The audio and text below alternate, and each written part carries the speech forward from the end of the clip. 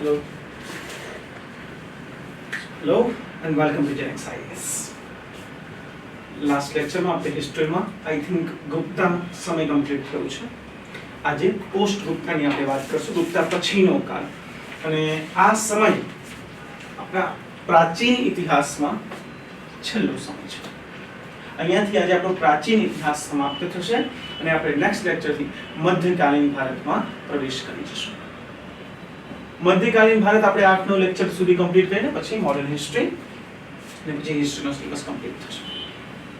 આજનો lecture ડેટલ point of વ્યૂથી બહુ જ ઇમ્પોર્ટન્ટ છે.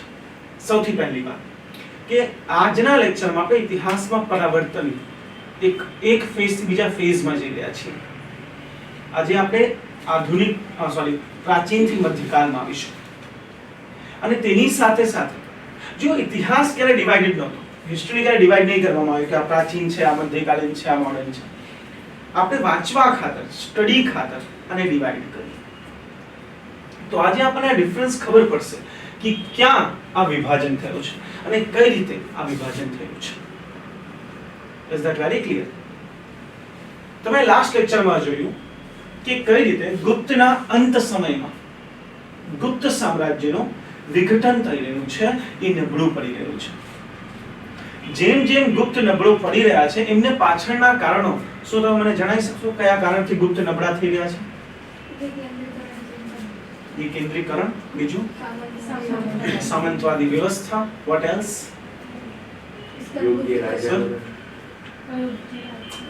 અયોગ્ય રાજાઓ, ધેન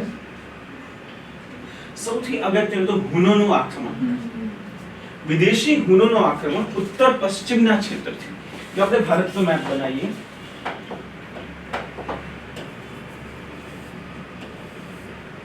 આ ક્ષેત્રમાંથી જે હુનોનું આક્રમણ થયું છે, હુનોના આક્રમણના લીધે ગુપ્ત નબળા થતા ગયા. જેમ જેમ ગુપ્ત નબળા પડી રહ્યા છે એના ઘણા બધા કારણો હતા. એક તો હુનોનું આક્રમણ, બીજું ગુપ્તનું અર્થતંત્ર જે બી નબળું થતું હતું, અને ત્રીજું આંતરિક વિદ્રોહ. એક એક્ઝામ્પલ લઈએ, કદાચ વધારે ક્લિયર થશે. ધારો કે એક શક્તિશાળી વ્યક્તિ છે, એક કોઈ કંપની છે જેનો માલિક બહુ જ પાવરફુલ છે, બહુ શક્તિશાળી, બધું જ કંટ્રોલ રાખે છે પોતાના હાથમાં. એના બધા જ વર્કર એના અંડરમાં રહીને શાંતિથી કામ કરશે અને કંપની આગળ વધશે. Right or wrong? પણ એક એવી કંપની જેના માલિક ખૂબ જ શક્તિશાળી નથી, બહુ પાવરફુલ માલિક નથી કંપની પાસે. આવી પરિસ્થિતિમાં કંપનીના જે મેનેજર હશે એ લોકો ટ્રાય કરશે કે હું કંપની ઉપર કબજો કરી લઉં. Right or wrong? એવું થઈ છે કે બે ભાઈઓ હતા અને બે ભાઈઓ વચ્ચે વિવાદ થવા લાગ્યો કે હું માલિક બનીશ, હું માલિક બનીશ. આનો ફાયદો ત્રીજો વ્યક્તિ ઉપાડશે. આવો જ કંઈક ગુપ્ત સામ્રાજ્ય સાથે થઈ રહ્યું છે. જ્યારે ગુપ્તમાં હુનોનો આક્રમણ થાય છે, હુન આ ક્ષેત્રથી ધીરે ધીરે કરીને પહેલા ગાંધાર વાળો પ્રદેશ, પછી પંજાબ વાળો પ્રદેશ, પછી સિંધ વાળો પ્રદેશ ધીરે ધીરે ગુપ્તો પાસેથી છીનવી રહ્યા છે. પણ હુન એક સ્થાયી શક્તિ નથી. એ આવશે, આક્રમણ કરે, લૂંટે અને જતું રહે. પછી એ સ્થાન ઉપર એક રાજનીતિજ્ઞ ખાલીપણ આવશે, વેક્યુમ આવશે, જે ગુપ્ત યોગ્ય નથી ભરવા ખાતર. અને આ જ કારણ થયો કે આજના હરિયાણા પંજાબ વાળા પ્રદેશમાં આ જગ્યા ગુપ્તોના અંદર એમના એક સામંત હતા, એમને પોતાના રાજ્યની સ્થાપના કરી હતી, જેને આપણે નામ આપીએ છીએ પુષ્યભૂતિ વંશ.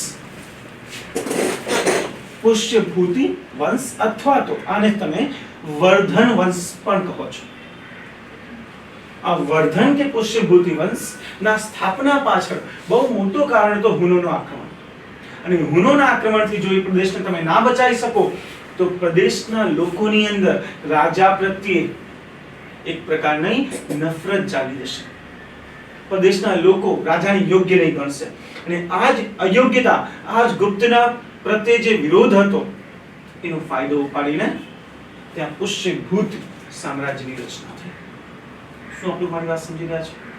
અહીંયા પુષ્યભૂત અને એના પશ્ચિમમાં ઠીક આ જગ્યાએ મૌખારીસ નામના એક રાજ્યની રચના થઈ. પુષ્યભીત, મૌખારીશ અને બંગાળવાળા પ્રદેશમાં શશાંક રાજાનો રાજ્ય. આ જગ્યાએ ગુજરાત માલવા પ્રદેશમાં બીજા સામ્રાજ્યનું રાજ્ય. શું આપણે મારી વાત સમજી રહ્યા છો? અને આ જગ્યાએ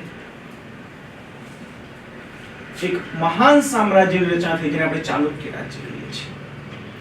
ચાલુક્યના આ સમયે અહીંયા પલ્લવ વંશનું રાજ્ય હતું અને આ જગ્યાએ ચેર ચોલ પાંડ્ય ચાલતા આવી રહ્યા છે.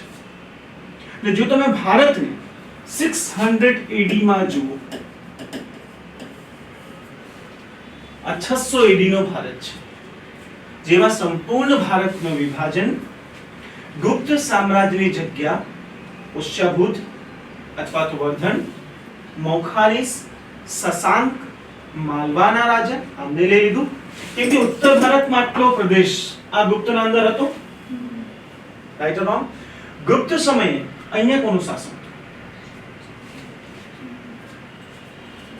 ગુપ્ત સમયે નીચે શાસન કોનું હતું? દક્કનમાં વકટકાસ. વકટકાસને હરાઈને ત્યાં આવી ગયા ચાલુક્યાસ. ચાલુક્યાસ વકટકાની અંદર એક सामंत था. सर पल्लव कहाँ से? पल्लव कहाँ से आए? ये पल्लवा से ना, ये वकाटकास, सॉरी वकाटक बोलो, यहाँ पे जो वो थे सातवाहनास. सातवाहनास के बाद इस एरिया में कौन आए? वकाटकास. और वकाटकाए लगभग आटला प्रदेश में राज्य કર્યું હતું.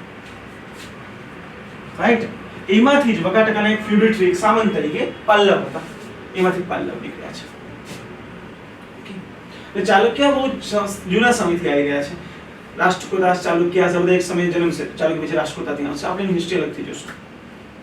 ઓકે, તો આ દેશનું પૂરું વિભાજન છે 600 AD માં. ગમે ત્યારે હિસ્ટ્રીને વાંચવું તો પહેલા મેપ જોવું પડશે કે કયા સમયે સમકાલીન કોણ કોણ છે.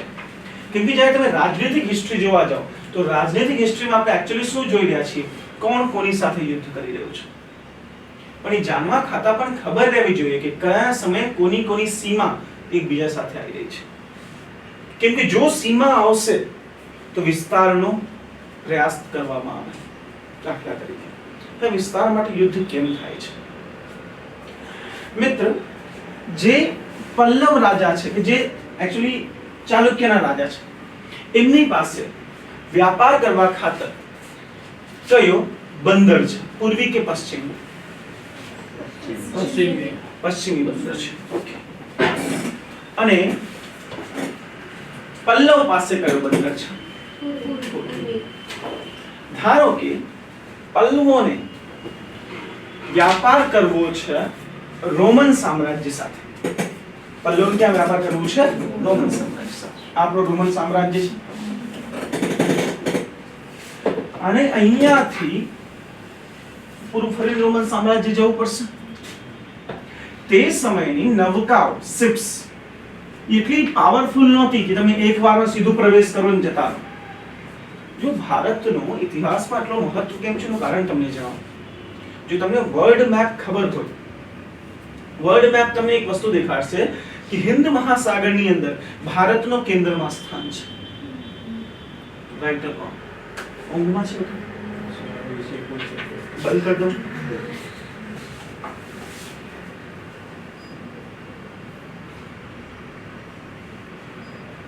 બસ. હિન્દ મહાસાગરનું ભારતનો કેન્દ્ર, ભારત હિન્દ મહાસાગરના કેન્દ્રમાં છે. તમે વર્લ્ડ મેપ જુઓ ધ્યાન છે તો તમને ખબર પડશે. હિન્દ મહાસાગરના કેન્દ્રમાં એનાથી બે ત્રણ ફાયદો છે. એક તો હિન્દ મહાસાગર આજે બી સૌથી અસ્થિર સાગર ગણવામાં આવે. એટલે કે આ સાગર સૌથી અસ્થિર છે. આમાં મોજાઓ બહુ વધારે આવે, એટલે કે સુનામી બહુ વધારે આવે. આની અંદર વ્યાપાર કરવો આજે ભી અઘરું છે કેમ કે આમાં હવાઓ બદલાતી હોય વારંવાર. હવે આવા અશાંત સાગરમાં તમને જો વ્યાપાર કરવું હોય તો તમારી નૌકાઓ બહુ જ વિશાળ અને શક્તિશાળી જોઈએ. Right or wrong? જે પ્રાચીન ભારતમાં કે પ્રાચીન દુનિયામાં શક્ય નહોતું. કોઈ પણ નૌકાઓ એટલી શક્તિશાળી નહોતી. એટલે હિન્દ મહાસાગરના વ્યાપાર માટે એને રોકાઈને જવું પડતું. થોડુંક ચાલે પછી રોકાય, થોડુંક ચાલે પછી રોકાય. હવે ધારો કે એક વર્ડ મેપ જોઈએ તો તમને વધારે ખ્યાલ આવશે.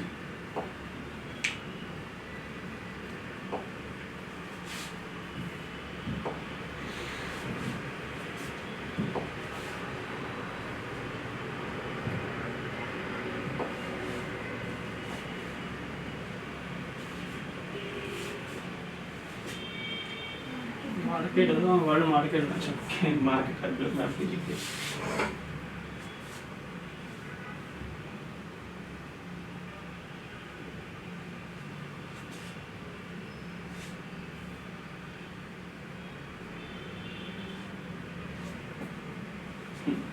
આ મેપને આપણે થોડું ધ્યાનથી જોઈએ ને સમજવાનો પ્રયત્ન કરીએ. જેને આ મેપ ના દેખાતું હોય એ ખાલી એક વર્ડ મેપ ઓપન કરી લેજો, તમને આ મેપ દેખાઈ જશે. તમને ધારો કે ચાઇનામાંથી વ્યાપાર કરવું છે અને જવું છે રોમન એમ્પાયર સુધી. આપણી પાસે બે માર્ગ છે. એક જમીની માર્ગ, જેને આપણે સિલ્ક રૂટ કહીએ છીએ, અહીંયાથી થઈને અહીંયા સુધી જાય છે. ધ્યાનથી આપણે સમજજો. આ સમજી ગયા તમને અડધો ઇતિહાસ એની જાતે ખબર પડી જશે. હંમેશા કોઈ બી સબ્જેક્ટ ઇન્ટરડિસિપ્લિનરી વાંચવાનું. હિસ્ટ્રી વાંચી રહ્યા છો, વ્યાપાર સાથે જોડી દો. વ્યાપાર વાંચી રહ્યા છો, રાજનીતિ સાથે જોડી દો, તો તમને એક પ્રોપર અન્ડરસ્ટેન્ડિંગ આવશે. જો તમને આ જગ્યાથી રોમન એમ્પાયર સુધી વ્યાપાર કરવું છે તો એક તમારો આ રસ્તો હતો, જેને તમે કહો છો સિલ્ક રૂટ. આમાં આ છે તમારું ઉત્તર પથ, આ ભારતમાંથી બંગાળમાંથી જે જતું, અને આ છે તમારું દક્ષિણ પથ, જે જેને સિલ્ક રૂટમાં મળી જતું. ઓકે, આટલું ક્લિયર છે. પણ તમને બી ખબર છે આજે પણ જમીની માર્ગથી વ્યાપાર બહુ વધારે ના થઈ શકે. ઉચકીને કઈ લઈ જશે આટલી વસ્તુ. એટલે તો આજે પણ દુનિયાનો કુલ વ્યાપાર 90% બાય વોલ્યુમ એ સમુદ્રી માર્ગથી થયું છે, મર્ચન્ટ ટ્રેડ છે 90%. એટલે તમને બી જ્યારે એ જમાનામાં સામાન વધારે લઈ જવું હોય તો સૌથી યોગ્ય વિકલ્પ એ શું છે? સમુદ્રી માર્ગ. પણ સમુદ્રી માર્ગમાં ચાઇનાથી નીકળો તો અહીંયા ઘણા બધા ટાપુઓ છે, પણ એ વખતે ટાપુ પર કોઈ રહેતું નહીં. એટલે એક જ આ તમે જો પૂરો આ મોટો હિન્દ મહાસાગર છે, અહીંયાથી લઈને અહીંયા સુધી એક મોટો પ્રદેશ છે ખાલી આ ઇન્ડિયા. એના સિવાય કોઈ છે જ નહીં. દેખાય છે ક્યાંય કોઈ બીજો દેશ આની વચ્ચે? ચાઇનાથી નીકળતો એક વ્યક્તિ જો એને યુરોપ જવું હોય તેને અહીંયા રોકાવું ફરજિયાત છે.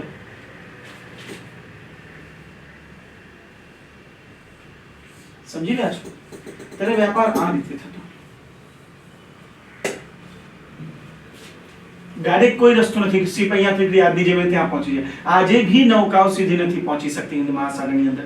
આજે ભી શ્રીલંકાનો જે સૌથી મોટો પોર્ટ છે, કોલંબો પોર્ટ જેને આપણે કહીએ, પોર્ટે બંધાયેલા. અને આટલું મહત્વ કેમ છે? કેમ કે એમાં બધી જ નૌકા આવીને રોકાય. જો ચાઇનાથી નીકળે છે પેલા અહીંયા તમને રિફ્યુલિંગ માટે રોકાવું જ પડશે, ફરીથી ઇંધણ નાખવા માટે. ત્યારે ઇતિહાસમાં એવું જ હતું.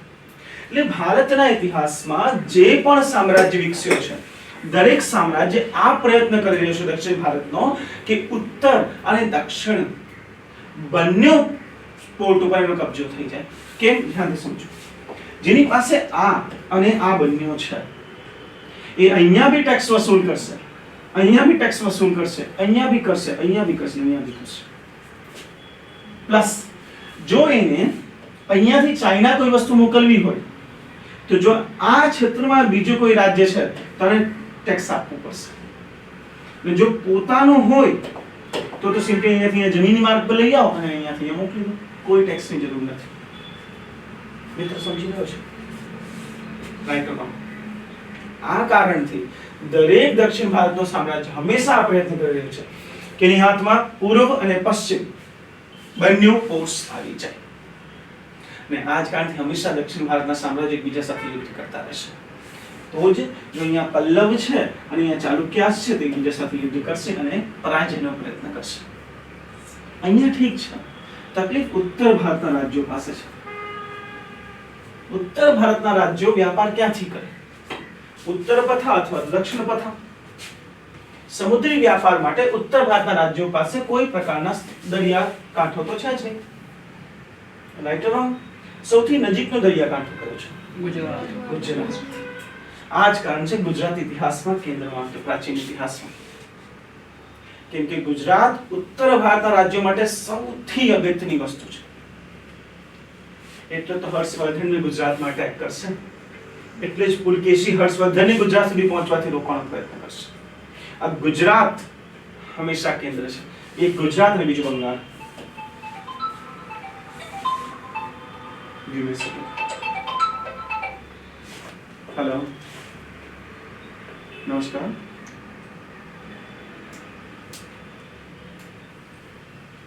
જી જી સર. મજામાં સાહેબ. સાહેબ હું તમને 10 મિનિટ પછી કોલ કરીશ. હું લાઈવ લેક્ચરમાં છું એકચ્યુઅલી. Okay okay. શું આપણે મારી વાત સમજી રહ્યા છો? એટલે ઉત્તર ભારતના સામ્રાજ્ય માટે ગમે તેટલો મોટો હોય એને કંઈ પણ કરીને દક્ષિણ ભારતમાં આવવું જ છે. મને ખાલી એક પ્રશ્નનો તમે જવાબ આપી દો. ચેર ચોર પાંડ્ય સુદૂર દક્ષિણ રાજ્યો આપણે જોઈ રહ્યા છે ક્યારથી એમને એમ જ છે. આમના પર કોઈ કબજો નથી કર્યો. ના અશોક પછીના રાજાઓએ, ના ગુપ્ત ઉત્તરના રાજાઓએ. કેમ?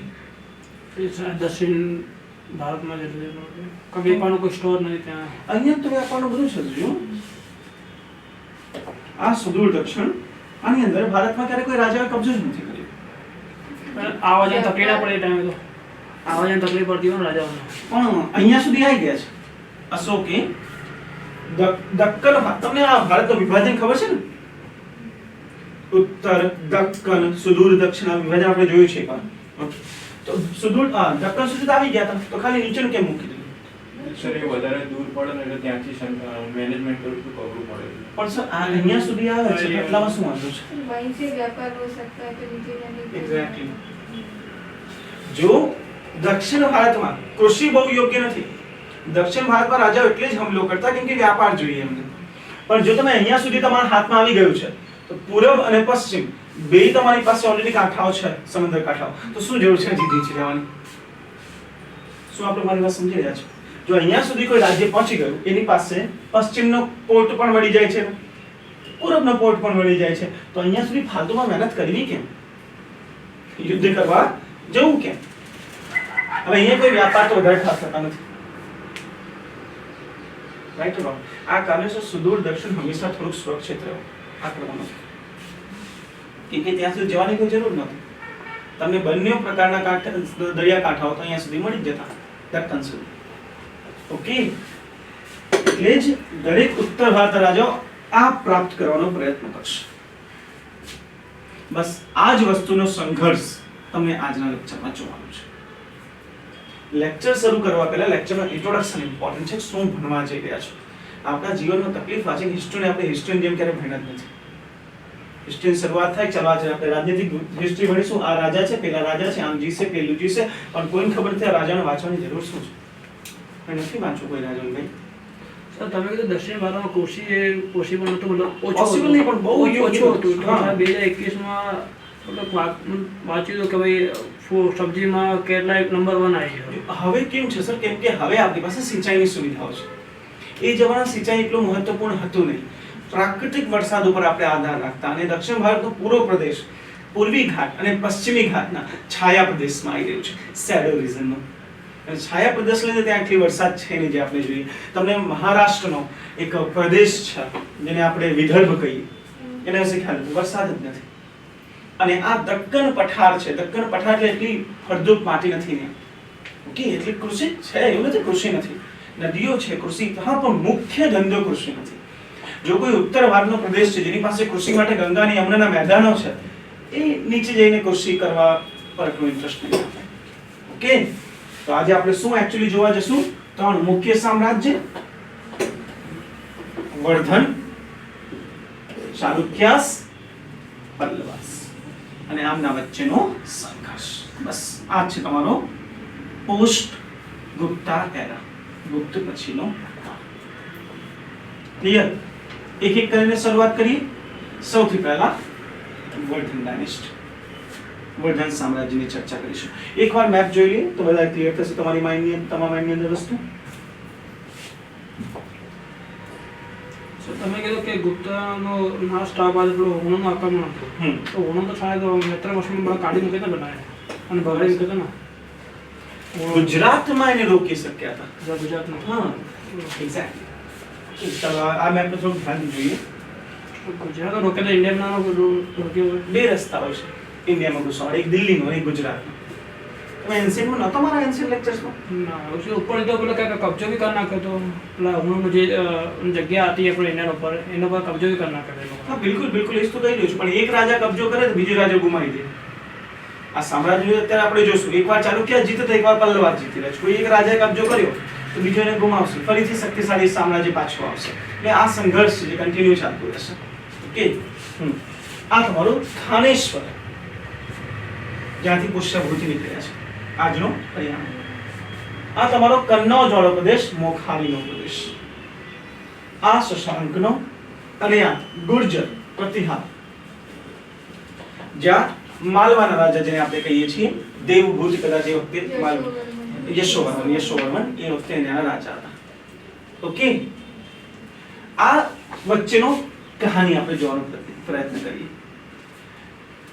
થાનેશ્વર, પુષ્યભૂત, આની રચના કોણે કરી છે? આ સામ્રાજ્ય સંસ્થાપક કોણ છે? પ્રભાકર વર્ધન. જો અત્યારે ગુપ્ત છે, હજી ગુપ્ત કમ્પ્લીટલી નાશ નથી પામ્યા. ગુપ્તના અંદરનો એક સામંત હતો પ્રભાકર વર્ધન. તો પ્રભાકર વર્ધન સામંતમાંથી રાજા બની રહ્યું છે. તરત જ તો એ નહીં કહી દેશે કે મારો પોતાનો સામ્રાજ્ય છે, હું તમારા વિરુદ્ધ છું, કેમ કે ગુપ્ત આવીને દબાઈ દેશે. એટલે પ્રભાકર વર્ધન ભલે એને વર્ધન સામ્રાજ્યની સ્થાપના કરી, પણ એને ક્યારે કોઈ એવા યજ્ઞ કે એવું શક્તિ પ્રદર્શન નથી કર્યું, કેમ કે હજી ગુપ્ત બેઠા. શું મારી વાત સમજી રહ્યા છો? પણ પ્રભાકર વર્મનના મૃત્યુ સુધી જ્યારે એમનો દીકરો કોણ આવે છે હવે ક્ષેત્ર સીમા પર? રાજ્યવર્ધન. Very good. પ્રભાકર વર્ધનનો દીકરો રાજ્યવર્ધન એ જ્યારે સત્તા સંભાળશે, રાજ્યવર્ધનના સત્તા સંભાળતા જ હવે ગુપ્તનો નાશ થઈ ગયો છે. રાજ્યવર્ધન પોતાને મહારાજાધિરાજ કહી દેશે કે હવે હું આ પ્રદેશનો રાજા છું.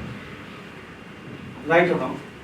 પણ રાજ્યવર્ધન જેમ આ વસ્તુ કહેશે કે હવે આ મારો સામ્રાજ્ય છે, એના આસપાસના રાજાઓ સાથેની દુશ્મની વધી જશે. કેમ? સીમા વિવાદ. Right about. તો આ સીમા વિવાદ ના થાય એના માટે એક યોગ્ય રાજાની જેમ રાજ્યવર્ધને વિચાર્યું કે આપણે શું કરીએ, સંબંધો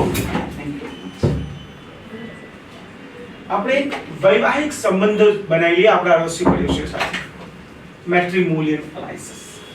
એ વૈવાહિક સંબંધો પછી કોઈ કઈ કહે નહીં. રાઈટ અ તો આપણે શું કરીએ, એક વૈવાહિક સંબંધ બનાવી લઈએ. તો એટલે શું થયું, થાનેશ્વરની જે પ્રિન્સેસ હતી, રાજકુમારી, શું નામ હતું? તમને બધાને પહેલાથી જ ખબર છે હિસ્ટ્રી? તો મારા ભણાવવાની શું જરૂર? અચ્છા, તમારે ત્યાં રાજ્યશ્રી. રાજકુમારી રાજ્યશ્રીને આપણે વિવાહ કરાવી દઈએ છીએ મોખારીના રાજા સાથે. એનું નામ શું હતું? બધું ખબર જ છે, હું જોઉં. વર્ધનની રાજકુમારી રાજ્યશ્રી. અમનો વિવાહ થયો છે ગૃહવર્ધન. અચ્છા, હું ગુજરાતી લખું છું. ગૃહવર્ધન સાથે. ઓકે. પણ જ્યારે આ વસ્તુ થઈ રહી છે, બે લોકો આના ખિલાફ છે, કેમ કે વચ્ચેની સત્તા કમ્બાઈન થઈ ગઈ છે. તો આજુબાજુ વાળા નફરત કરશે. જે એક બંગાળ વાળો ને ગુજરાતના માલવા વાળો, એ બંને મળશે અને એ લોકો શું પ્લાન કરી રહ્યા છે કે મોખારી અને વર્ધન બે પર કબજો કરી લઈએ આપણે. એટલે આ બંનેઓએ કમ્બાઈન થઈ ગયા, મળી ગયા અને આક્રમણ કર્યું મોખારીના રાજા ઉપર, એટલે કે એક્ચ્યુઅલી ગૃહવર્ધન ઉપર. ઓકે. પેલા બંગાળના રાજાએ ગૃહવર્ધન ઉપર આક્રમણ કર્યું. ગૃહવર્ધનના અને આક્રમણ કરી મારી નાખ્યા છે ગૃહવર્ધનને. તો ગૃહવર્ધનના રાજ્યને બચાવવા ખાતર, હવે ભાઈ જીજાજી છે તો રાજ્યવર્ધન જશે, હર્ષવર્ધન વાળો. રાજ્યવર્ધન નીકળ્યા, એવું જઈને મારો સામ્રાજ્ય બચાવીશ, મારા બહેનનું સામ્રાજ્ય બચાવીશ. રાજ્યવર્ધન જેમ અહીંયા મદદ કરવા નીકળ્યા, માલવાના રાજાએ આ બાજુથી રાજ્યવર્ધનને મારી નાખ્યા. સ્ટોરી સમજી રહ્યા છો? એટલે બે બાજુથી મળી ગયા રાજાઓ. બચી કોણ? ખાલી રાજ્યશ્રી. હવે રાજ્યશ્રીના સાથે જબરજસ્તી વિવાહ કરવાનો પ્રયત્ન કરવામાં આવ્યો. અને એટલે જ રાજ્યશ્રી એનાથી બચવા માટે ભાગી ગઈ જંગલોમાં. આ ભાગી ગઈ જંગલોમાં. હવે બે સામ્રાજ્ય કોઈ રાજા વગર, મોખારી અને વર્ધન. પણ આ સમયે રાજ્યવર્ધનનો નાનો ભાઈ હર્ષવર્ધન, જેની દૂર દૂર સુધી રાજા બનવાની કોઈ શક્યતા નહોતી, કેમ કે ભારતમાં મોટા ભાઈ જ રાજા બને છે અને મોટો ભાઈ પછી મોટા ભાઈનો દીકરો. એટલે ક્યારે બી હર્ષવર્ધન રાજા બનવાના યોગ્ય હતો નહીં. યોગ્ય તો હતા પણ આ રીતે નહીં. પણ લકીલી હર્ષવર્ધન એકલા વધ્યો છે. હર્ષવર્ધન રાજાની શપથ લે છે. પણ રાજાની શપથ લેતા તેની સામે 2 થી 3 મુશ્કેલીઓ હાજર છે. મોખારીને બચાવવું છે, પોતાની બેનને બચાવવું છે, માલવાને હરાવવાની જરૂર છે અને બંગાળને હરાવવાની જરૂર છે. રાઈટ? હવે એક વ્યક્તિ નથી બધી સમસ્યા. પણ એક ફાયદો બી છે.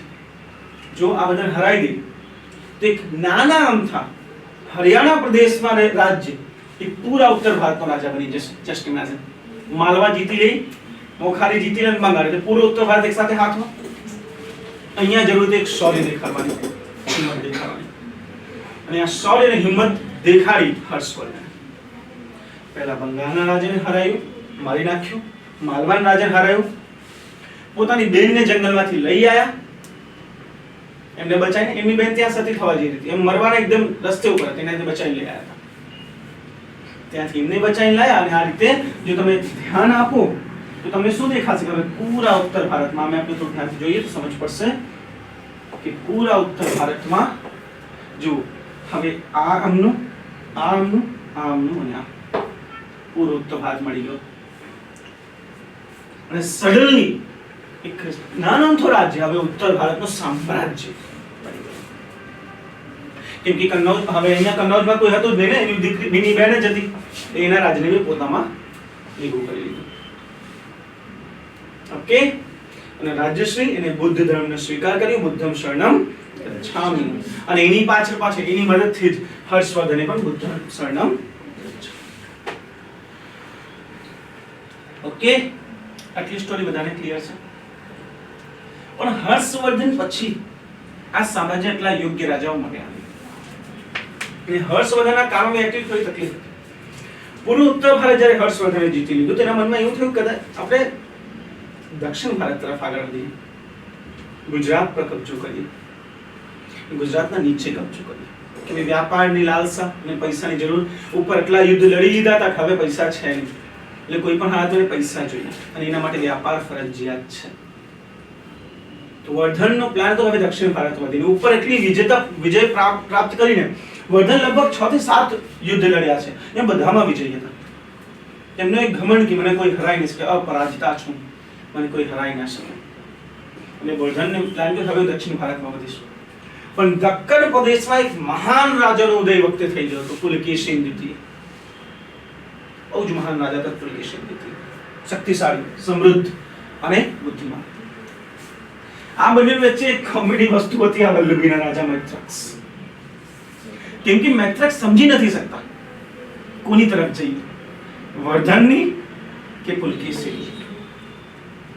અને આ બિલ્લી બની રહી, બિલાડી બનીને જે બે બાજુથી માર ખાયા પછી, કેમ કે એને પોતાની સાઈડ બદલી. એ ક્યારેય જીવનમાં સાઈડ બદલી નહીં. આ ઇતિહાસ આપણે બતાવી રહ્યો છે. એકવાર જે સાઈડ ઊભા થયા, જાન જતી રહે ચાલશે પણ સાઈડ નહીં બદલી. ઇતિહાસ છે સાહેબ. ક્ષત્રિય વંશમાં એટલો તો કહેવાય છે કે પ્રાણ જાય પણ વચન ના જાય. કેમ કે જો વચન જાય ને તેની પછી શું હાલત થાય, એનો જીતો જાતો એક્ઝામ્પલ મૈત્રક વંશ છે. મૈત્રકને પેલા હર્ષવર્ધન લૂંટે છે અને પછી પુલકેશિન ભી લૂંટે છે. કેમ કે એને બંનેઓને સાથ આપ્યું તો બંનેઓએ લૂંટ્યા એને. જો એક સાઈડ રહ્યો તો કદાચ કંઈક ફાયદો થઈ જાય. હારે કે જીતે, હારે તો પૂરું બરબાદ થાય, પણ જીતે તો કંઈક મળે બી. બે સાઈડ રહ્યો, બે સાઈડે પ્રોપર લૂંટ્યા છે. અને એ સમયે ગુજરાતનો સૌથી ખરાબ સમય ગણવામાં આવે છે. ઓકે? તો સમજીએ શું હતું આ. અહીંયા એક નદી છે, નર્મદા નદી. દેખાઈ રહ્યું છે આપણને, ભરૂચમાં જઈને મળી રહ્યું છે. આ નર્મદા નદીની અંદર આના ઉપર આ પૂરું વર્ધન છે અને આના નીચે આ ચાલુક્યાસ છે. વર્ધન આના નીચે આવવાનો પ્રયત્ન કરી રહ્યા છે અને ચાલુક્ય આને ગમે તેમ નીચે નથી આવવા દેવું. Right or wrong? એટલે આ જ તટ છે નર્મદાનું તટ જ્યાં યુદ્ધ થવાનું છે. પહેલા મૈત્રકને એવું લાગ્યું કે વર્ધન શક્તિશાળી છે, તે વર્ધનની સાથે આવી ગયા, પણ જ્યારે વર્ધન યુદ્ધ હારવા લાગ્યું એ જતા રહ્યા પુલકેશી સાથે. આગળની કહાની જોઈએ પછી ગુજરાત સાથે શું થાય છે. ઓકે, આ યુદ્ધમાં ખબર નહીં કઈ રીતે વર્ધન હાર્યા અને પુલકેશી દ્વિતીય વિજયી થયા. વર્ધનના જીવનની એકમાત્ર હાર, પણ આ હાર પછી એક વસ્તુ નક્કી થઈ ગઈ કે વર્ધન દક્ષિણ ભારતમાં નહીં વધી શકે. એટલે જે સ્વપ્ન હતો પૂરા પ્રદેશનો સમ્રાટ બનવાનો, એ સ્વપ્ન તૂટી ગયું અને હંમેશા માટે વર્ધન રાજ્ય ઉત્તર ભારતનું એક સામ્રાજ્ય બની લઈ ગયો, ના કે પૂરા દેશ. Is that very clear? અને આટલા યુદ્ધોનું પરિણામ આ થયું કે અર્થતંત્ર આમનો નબળો પડ્યો વર્ધન. અને પછીના જે રાજાઓ હતા એ હર્ષવર્ધન જેટલા એટલા યોગ્ય બી ના નીકળ્યા. અને આ જ કારણથી હર્ષવર્ધન પછી આ સામ્રાજ્ય વિખાઈ ગયું, તૂટી ગયું. ઓકે, અને આ સામ્રાજ્ય જ્યારે તૂટશે તો ફરીથી નાના નાના ટુકડામાં તૂટી જાય, જેને આધુનિક ભાષામાં તમે સામંતવાદ કહી રહ્યા છો, ફ્યુડલિઝમ કહી રહ્યા છો. અને એને જ આપણે મધ્યકાળનો ઇતિહાસ કહીએ છીએ. તમને કોઈ એક વિધાનમાં પૂછે કે મધ્યકાળના ઇતિહાસ અને આધુનિક અને પ્રાચીન ઇતિહાસના વચ્ચે અંતર શું છે, તમે કહેશો સામંતવાદ એ વિભાજન છે જે મધ્યકાળને પ્રાચીન કાળથી વિભાજિત કર્યું છે. કેમ કે તમે જોયું પૂરા પ્રાચીન ઇતિહાસમાં મહાન સામ્રાજ્યોની રચના હતી. અશોક, ગુપ્ત, વર્ધન, કન્નૌજના આપણા પેલા નહીં એમના પહેલા કનિષ્ક, પૂરા ઉત્તર ભારતના પૂરા મોટા સામ્રાજ્યો હતા. પણ હવે એના પછી ક્યારે મોટા સામ્રાજ્યોની રચના ઉત્તર ભારતમાં નહીં થાય, અને થાય ભી તો એવી સામંતી વ્યવસ્થાના આધીન થશે. મુગલ વિકસશે પણ મુગલનો પૂરેપૂરો આધાર સામંતી વ્યવસ્થા ઉપર ટકી રહ્યો છે. ઓકે, એટલે હંમેશા માટે હવે ભારતમાં એક વ્યવસ્થા સામંતી વ્યવસ્થા ચીપકી ગઈ. Is that very clear? અને આની પાછળ વર્ધન રાજ્યનું વિઘટન મુખ્ય કારણ થયું. એટલે જ આપણને આ જાણવું બી જરૂરી છે કે વર્ધન સમયે કયા કયા મંત્રીઓ કે એમનું એડમિનિસ્ટ્રેશન કેવું હતું. અત્યાર સુધી આપણે ઇતિહાસમાં ફક્ત રાજનૈતિક ઇતિહાસની ચર્ચા કરી છે. એમનું એડમિનિસ્ટ્રેશન, એમનું અર્થતંત્ર, આની ચર્ચા હવે કરીએ વન બાય વન. અને આ ભાગમાંથી એક પ્રશ્ન બનવાની શક્યતા બહુ જ વધારે છે. જે આપણે અત્યાર સુધી જોયું એમાંથી પ્રશ્ન નથી બનતા. રાજનૈતિક ઇતિહાસમાંથી 2014 પછી કોઈ એવો ક્વેશ્ચન બન્યા જ નથી. પણ રાજનૈતિક ઇતિહાસ સમજ્યા વગર તમે એના વહીવટી તંત્રને ના સમજી શકો, એના અર્થતંત્રને ના સમજી શકો, એના સમાજને ના સમજી શકો. ઓકે,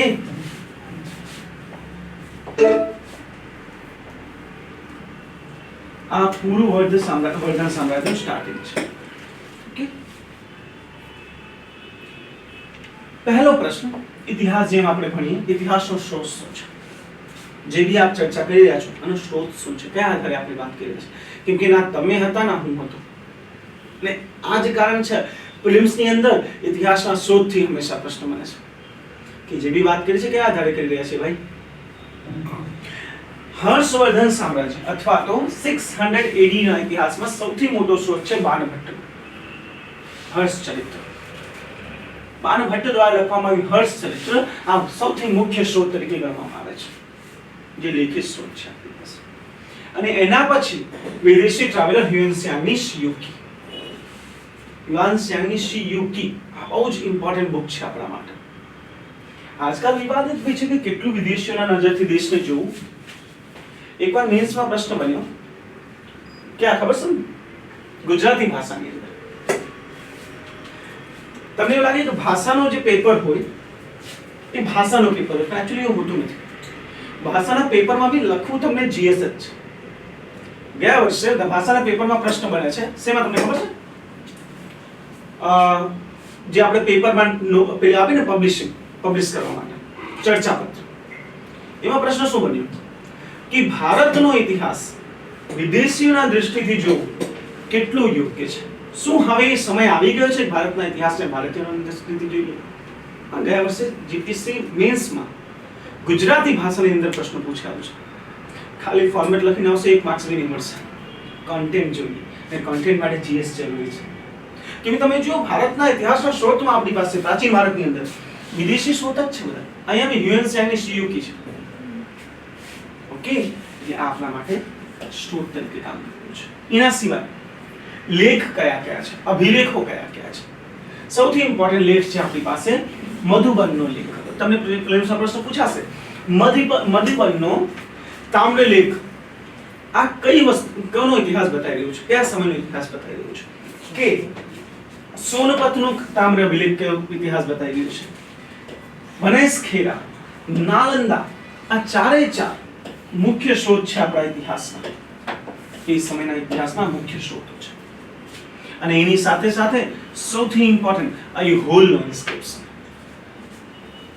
આઈહોલનો પુલિકેશિન દ્વિતીયનો જે અભિલેખ છે એ સૌથી ઇમ્પોર્ટન્ટ છે કે એની અંદર પુલિકેશિન દ્વિતીય અને હર્ષવર્ધનના વચ્ચે થયેલો યુદ્ધ એની વિસ્તારમાં ચર્ચા કરવામાં આવી રહી છે. ઓકે, તો આ મુખ્ય ઇતિહાસના સ્ત્રોત છે. સ્ત્રોત પછી આપણે એ સમયના વહીવટ તંત્રને જોઈએ. આ રાજનીતિક ઇતિહાસ છે ને આપણે ચર્ચા કરી લીધી છે. વહીવટ તંત્રની અંદર સૌથી પહેલા અવંતી એ સમય વિદેશી સંબંધો અને યુદ્ધ અને શાંતિ માટેના મંત્રીઓ હતા. પોલીસમાં જો તમને સિમ્પલ પ્રશ્ન પૂછાઈ જાય કે વર્ધન કાળમાં અવંતી શબ્દનો અર્થ શું છે, તો વધારે કન્ફ્યુઝ થવાની જરૂર નથી. કેમ કે આપોને પડે કાળમાં તમે યુદ્ધ જ વાંચી રહ્યા છો અને યુદ્ધમાં યુદ્ધ કોણ નક્કી કરતું એ નહીં વાંચો તો ખોટું છે. અવંતી એ યુદ્ધ અને શાંતિનું પ્રતીક છે વર્ધન કાળની. જીપીએસસી માં હિસ્ટ્રીની જેમ ભણાવ નથી આવતી, ક્યાં તકલીફ છે? હિસ્ટ્રીની જેમ વાંચો, તમે કીવર્ડ્સ યાદ નહીં કરવા પડશે. અવંતી શબ્દનો શાબ્દિક અર્થ જ આ થાય, વિજેતા, યુદ્ધ, યોદ્ધા. એટલે યુદ્ધ માટે કે વિદેશી સંબંધો માટેના અધિકારી એટલે અવંતી. સિંહનંદ, સિંહાનંદ. સિંહ શબ્દ જ્યારે બી આપણી સામે આવે એનો અર્થ શું છે? સેના, તાકાત. એટલે આ સેનાના અધ્યક્ષ કમાન્ડર. કુંતલા, કેવલરી ઓફિસર. કેવલરી એટલે જેમ પગથી ચાલતા હોય, સોરી ઘોડસવાર, ઘોડસવારોના અધ્યક્ષ. ધેન સ્કંદગુપ્ત, આ હાથી દળના અધ્યક્ષ. દીર્ઘધ્વજ, આ રોયલ મેસેન્જર છે, જે બીજાનો મેસેજ પાઠવે, જેને આપણે દૂત કહીએ. એ સમય દૂતને શું કહેવાતું? બાનુ, બાનુ લેખા જોખા રાખતા, રેકોર્ડ રાખતા બધી વસ્તુ.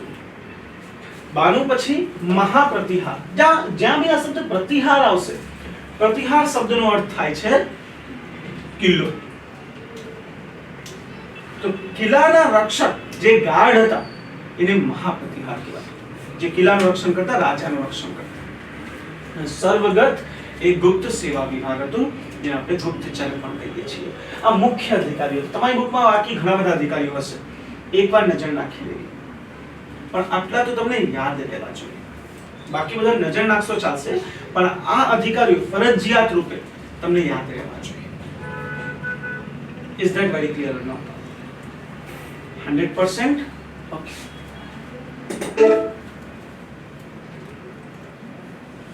જો આ તમને ક્લિયર હોય, હવે આપણે વર્ધનથી થોડુંક આગળ વધીએ.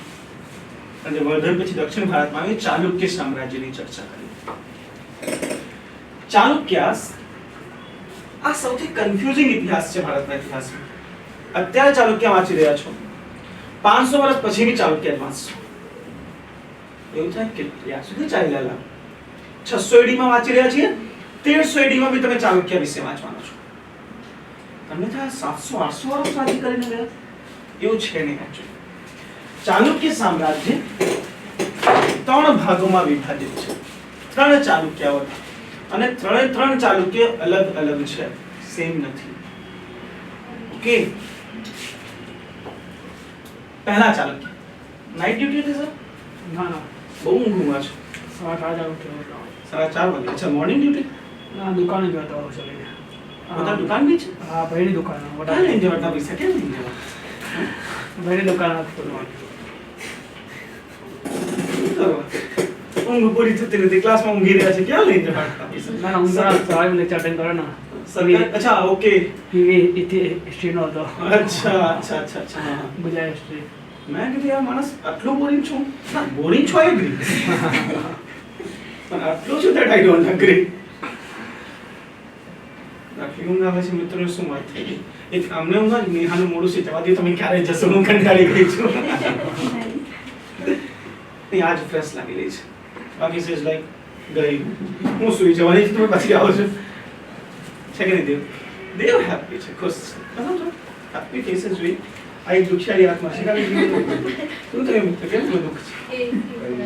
એસી દુઃખ છે અરે યાર, પણ એના વગર ગરમી બહુ લાગે છે, કેમ કે જે વ્યક્તિ પાછળ બેઠી રહ્યો છે એની હાલત ટાઈટ થઈ જાય છે ગરમીમાં. તમારી એક માત્ર એવી વાત છે જે મારા લાઇટ બિલની ચિંતા કરે છે. એસી નથી જોતી નહીં, આ જોવાનું બસ આ તો કંબલ બંબલ બધું લઈ આવે છે કે ઓળીને અહીંયા સુઈ જ જવું છે મને. આ તો તમારા બધા બસ નથી ચાલતું, બાકી તમે યાર પેલું ગાદલું બાદલું બધું લઈ આવો કે ઓળું સુઈ જાવ. સર દેખો તમારી સ્ટોરી બહુ સારી છે, ઊંઘ સરસ આવે છે, કુલિંગ બી છે, ખાલી ઓઢવા મળી જાય નહીં.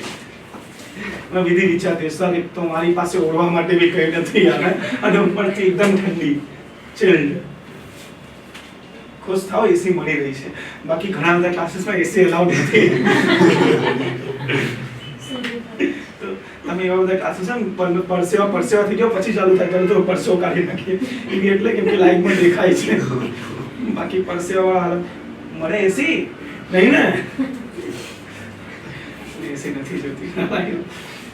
ચાલો ફ્રેશ સ્ટાર્ટ કરીએ.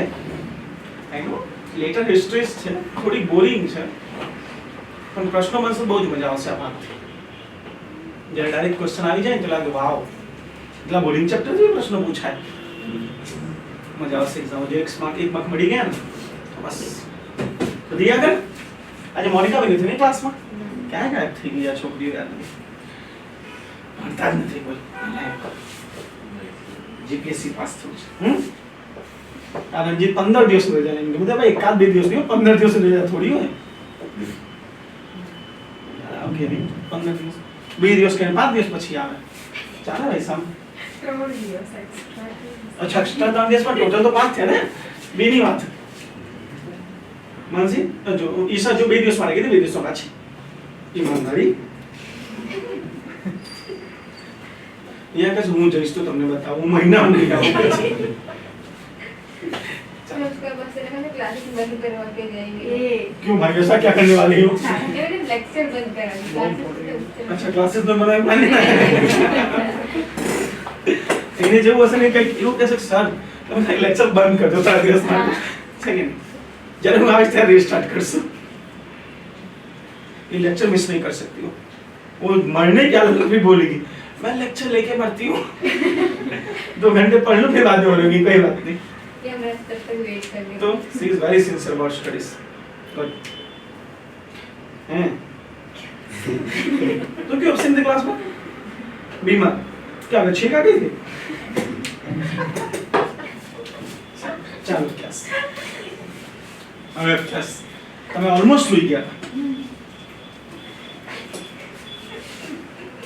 ચાલુક્ય 3 છે. પ્રથમ ચાલુક્યને આપણે બદામીના ચાલુક્ય કહીએ છીએ, જે આ પ્રદેશમાં વિકસ્યા છે.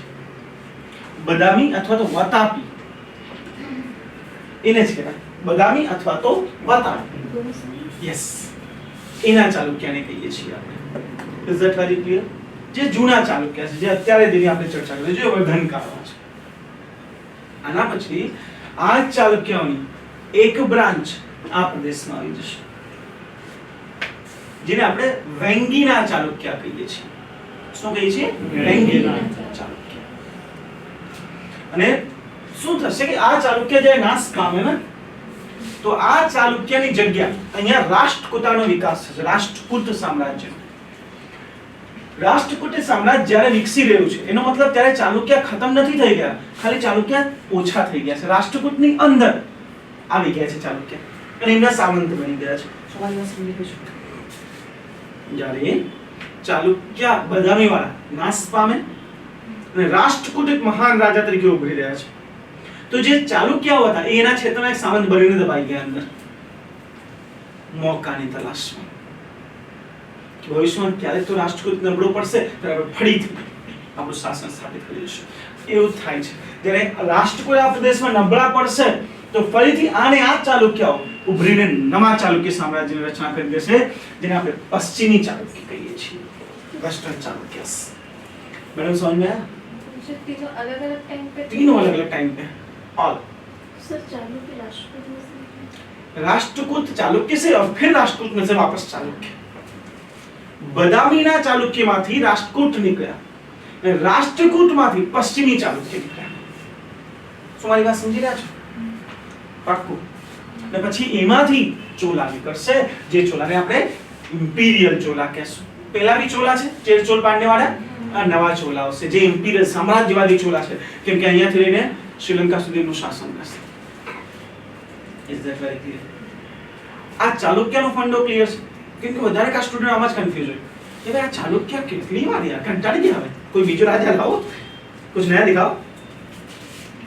સૌથી પહેલા બદામીના, એનો અંત ત્યાં રાષ્ટ્રકૂટનો વિકાસ, રાષ્ટ્રકૂટનો અંત નવા ચાલુક્યનો પાછો વિકાસ. ઓકે, અને આ બંનેની વચ્ચે જ્યારે રાષ્ટ્રકૂટ હતા એ સમયે એક નાનો ચાલુક્ય સામ્રાજ્ય અહીંયા વેંગીનો ચાલુક્ય. રાષ્ટ્રકૂટો માટે આ વેંગીનો ચાલુક્ય બહુ તકલીફ આપતું હતું, કેમ કે આ એમને પૂર્વી તટ નહોતું આપતું.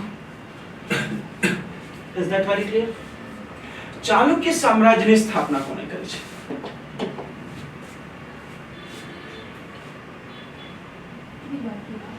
अच्छा ये बाकी था, ये अभी नहीं रखे. जब चालुक्य साम्राज्य की स्थापना की बात आवे तो बहुत विवादास्पद थी कि चालुक्य की स्थापना कोने करी. कोई एक नक्की नाम लेવું થોડું ટફ છે, પણ હા ચાલુક્ય સામ્રાજ્યમાં સૌથી મહાન રાજાઓનું નામ લેવું બિલકુલ ઈઝી છે. પ્રથમ મહાન રાજા તરીકે પુલકેશિન પ્રથમ ઉભર્યા છે.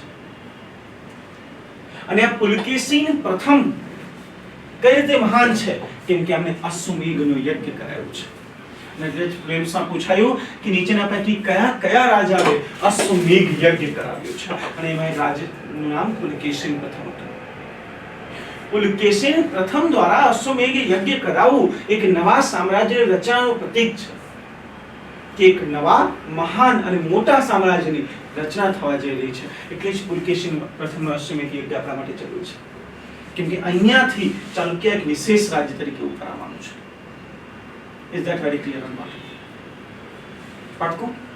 પુલકેશિન પ્રથમ પછી બીજા એક મહાન રાજા તરીકે આવશે પુલકેશિન દ્વિતીય, તેના પૌત્ર છે. પુલકેશિન દ્વિતીય ચાલુક્ય વંશના સૌથી મહાન રાજા ગણાય છે. અને હંમેશા પ્લેન્સમાં આ પ્રકારના પ્રશ્નો મળે છે કે સમકાલીન કોણ કોણ હતા? પુલકેશિન દ્વિતીયના સમકાલીન છે નરસિંહ વર્મન અને મહેન્દ્ર વર્મન પલ્લવમાં, અને ઉપર હર્ષવર્ધન. આ બધા એક સાથે વાળા છે, અને આ બધાના યુદ્ધ પણ એક સાથે થઈ રહ્યા છે.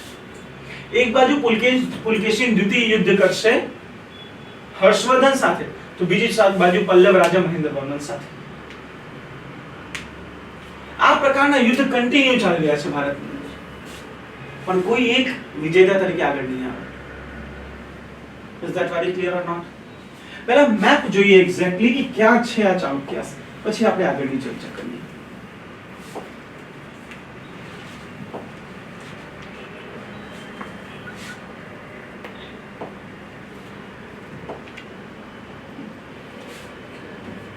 આ મેપ ધ્યાનથી જુઓ. અહીંયા આ જે ઓરેન્જ કલર તમને દેખાઈ રહ્યો છે આ ચાલુક્યનો કલર છે. અહીંયા છે ચાલુક્ય સામ્રાજ્ય. આ બહુ જ ઇમ્પોર્ટન્ટ સામ્રાજ્ય છે, કેમ કે હવેથી આર્ટ એન્ડ આર્કિટેક્ચર ડેવલપ થવાનું છે ભારતમાં. ગુપ્ત સામ્રાજ્યની વખતે ભારતમાં ઉત્તર ભારતની અંદર મંદિર વાસ્તુકલાનો પાયો મુકાઈ ગયો છે. દક્ષિણ ભારતમાં પલ્લવ રાજા મંદિર વાસ્તુકલાનો પાયો મૂકશે અને ચાલુક્યાઓ મંદિર વાસ્તુકલાનો પાયો મૂકવાનો છે. શું આપણે મારી વાત સમજી રહ્યા છો? કેમ કે હવે આ પોર્શનથી રાજનૈતિક ઇતિહાસ કરતા આર્ટ એન્ડ આર્કિટેક્ચર સ્કલ્પચર્સ વધારે ઇમ્પોર્ટન્ટ છે કેમ કે આના પહેલાનો સ્કલ્પચર્સ એ શું છે ગુફાઓ કેવ આર્કિટેક્ચર એનાથી મંદિર આર્કિટેક્ચર તરફ હવે આપણે વધી રહ્યા છીએ જો મંદિર તરફ વધી રહ્યા છો એટલે મંદિરમાં શિલાઓ નવા વિકાસ થશે એટલે આ એ સમય છે જ્યારે ભારતમાં મંદિર વાસ્તુકલા બી એના ચરમ સીમા ઉપર પહોંચવાની છે ઓકે તો આને આપણે આર્ટ એન્ડ આર્કિટેક્ચરના નજરથી બી જોવાનું છે તમે જ્યારે તમે જોશો એક પલ્લવ રાજા મહેન્દ્રવર્મન થયા જેને ભારતમાં પહેલીવાર રોક કટ આર્કિટેક્ચરની શરૂઆત કરી કે મોટા પહાડને કાપીને એમાંથી એક મંદિર બનાવો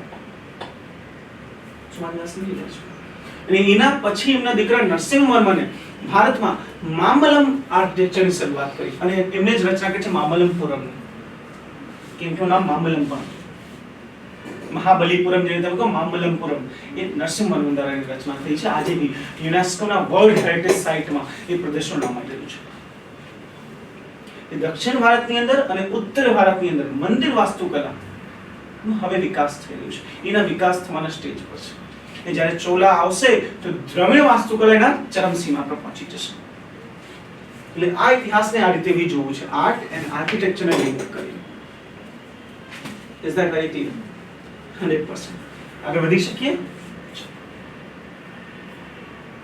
રાજનીતિક ઇતિહાસ સૌથી પ્રથમ રાજા તરીકે જેની ઓળખાણ થઈ શકે છે આપણને ખબર નથી સંસ્થાપક કોણ છે પણ પ્રથમ રાજા તરીકે જેની ઓળખાણ થઈ છે એનું નામ છે જયસિંહ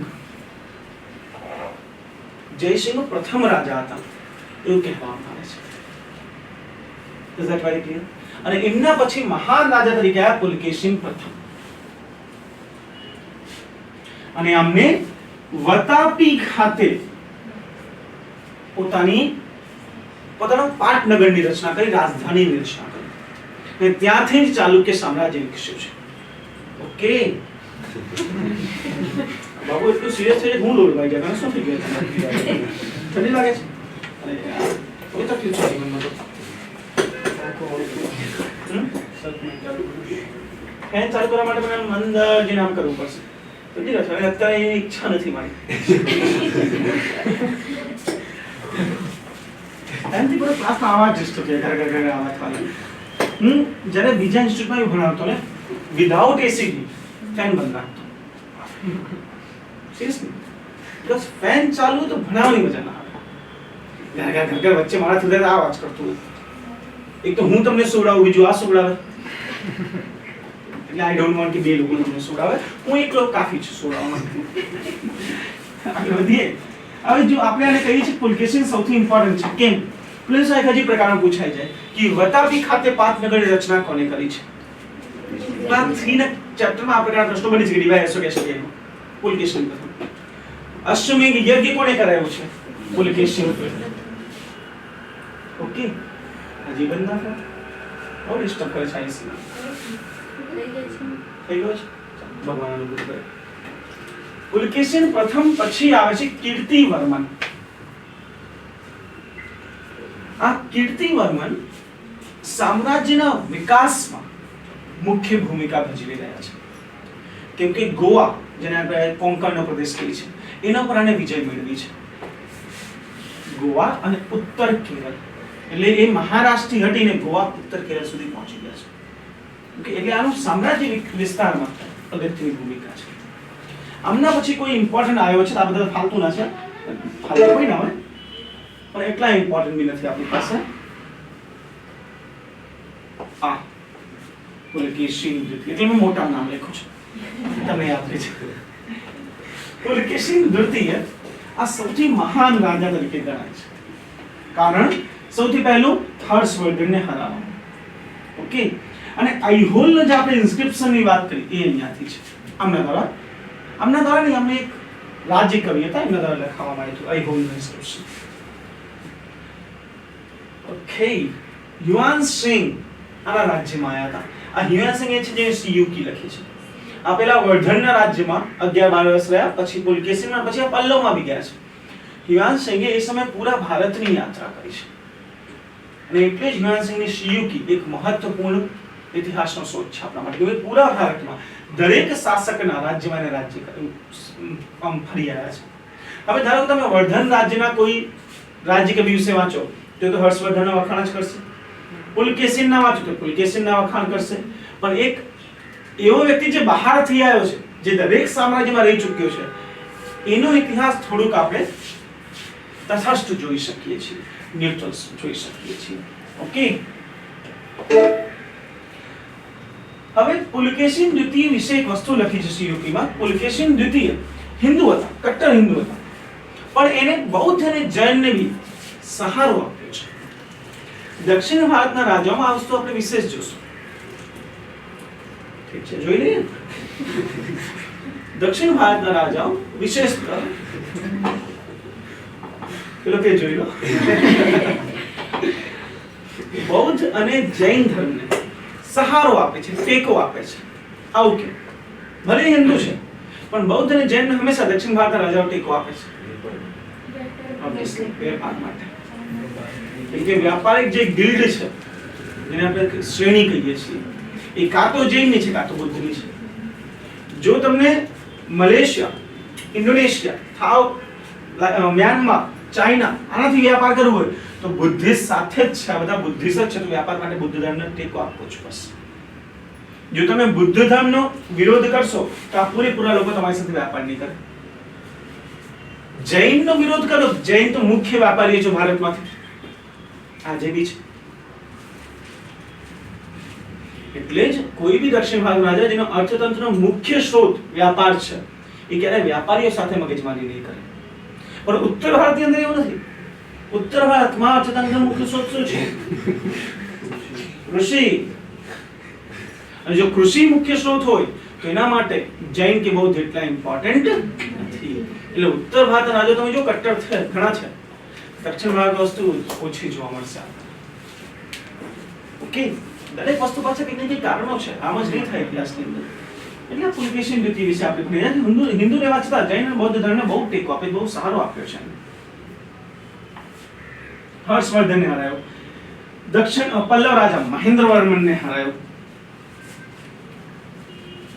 તમે એક મૂવી જોઈ હશે, ગેમ્સ ઓફ વાસેપુર 2. નહીં જોઈ? કેટલાય નથી જોઈ ગેમ્સ ઓફ વાસેપુર? શું બકવાસ ક્લાસ છે યાર. તમે ગેમ્સ ઓફ વાસેપુર નથી જોઈ? કેમ જીવી રહ્યા છો?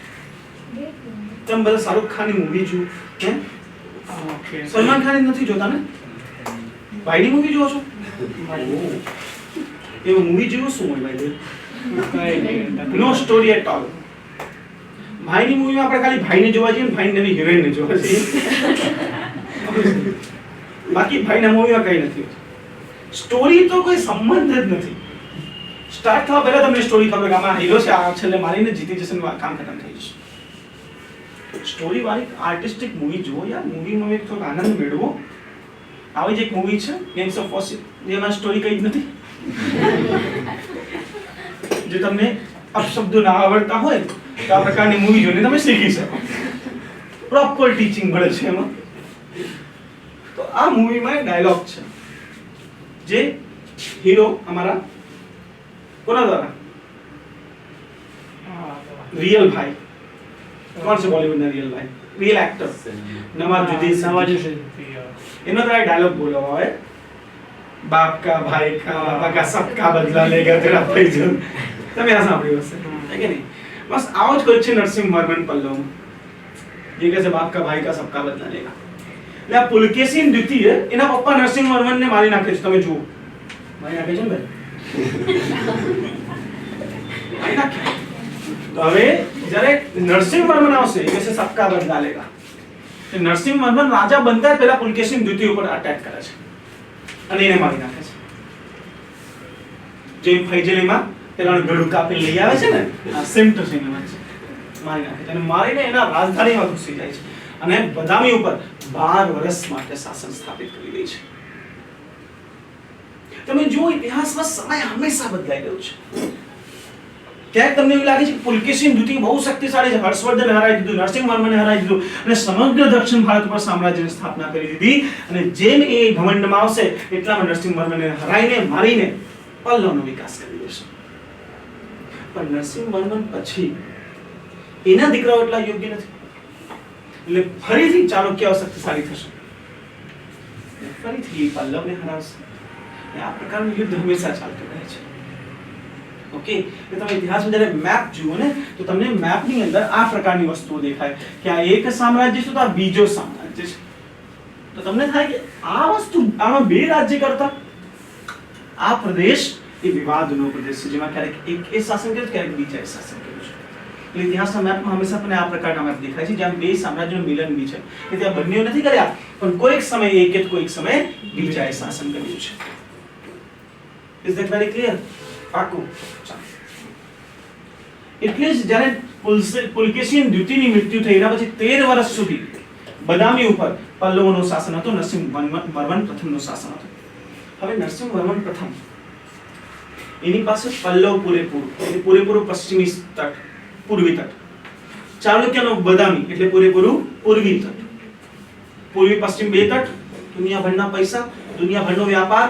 જેની પાસે પૈસા છે, વ્યાપાર છે, એ તો મોટા ઘર બનાવશે, એટલે પૈસા આયા તો મંદિર વાસ્તુ કરવામાં લગાડી દીધું, પોતાના શૌર્યની પ્રતિષ્ઠા.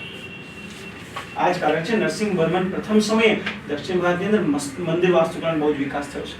અરે ભાઈ, મંદિર બનાવવા માટે પૈસા તો જોઈએ. કેમ તાજમહલ કેમ શાહજહાંએ બનાવ્યું છે? યાદમાં. કાશ એવો પ્રેમ મને બી હોત યાર. આટલી બધી રાણીઓ હતી, એમાં યાદ એકની જ આવી ખાલી. અચ્છા, શાહજહાં જેવો પ્રેમ ગજબનો છે. એકની પ્રેમમાં મહલ બનાવી દો અને બીજી 8 નો રાખવું એ અલગ છે, એ સ્પેર પાર્ટમાં છે. પ્રેમની વાત નથી સર, એ શૌર્ય પ્રદર્શન હોય. મારી પાસે બહુ પૈસા છે, હું મહાન છું. પણ એ તમે લેટર મુગલમાં જુઓ, ઉત્તર મુગલમાં, એમાં તમને એવું નહીં દેખાશે કોઈ જ રચના નથી થઈ. જે રચનાઓ થઈ છે પહેલા થઈ છે, હુમાયુ પછી. હુમાયુના સમયે રચનાઓ નથી થઈ, કેમ કે એનો અડધો જીવન તો યુદ્ધમાં નીકળી ગયો હતો. હા, પણ અકબરમાં જુઓ કેટલા બધા વસ્તુનું નિર્માણ થયું છે, પૈસા બહુ હતા.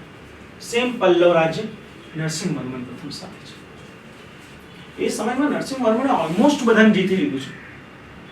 હવે યુદ્ધ કરવું નથી, કર દુનિયાભરનું મળી રહ્યું છે, ક્યાંક તો ઇન્વેસ્ટ કરવું, મંદિર વાસ્તુકલાને સપોર્ટ કરવું. Is that very clear? પાક્કું.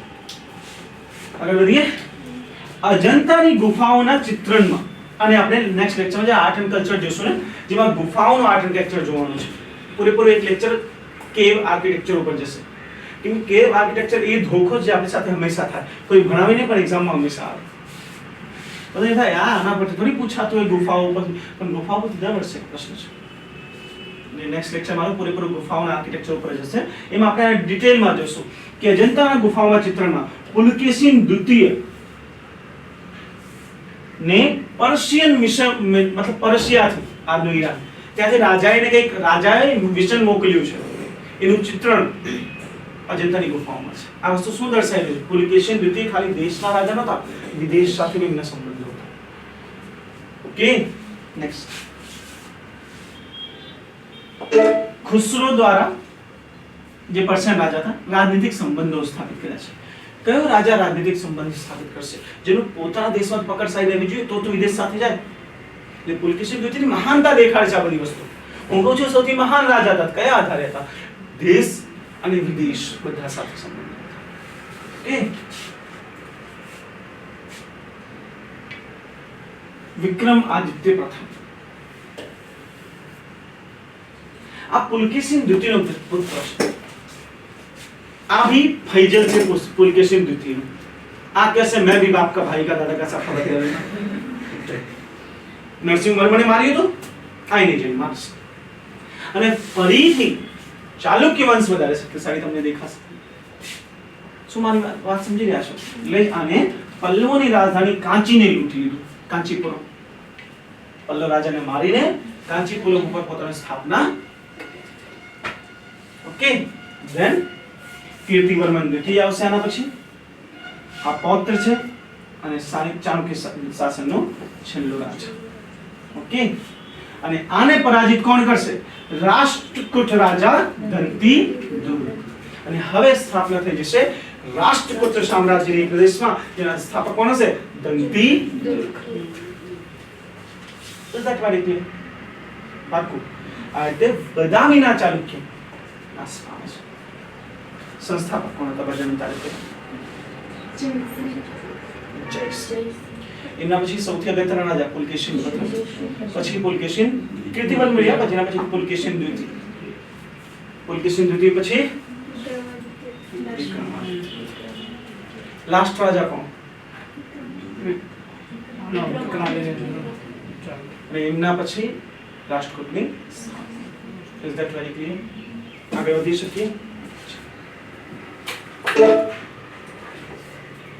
એમનું થોડું આર્ટ એન્ડ આર્કિટેક્ચર જોઈએ.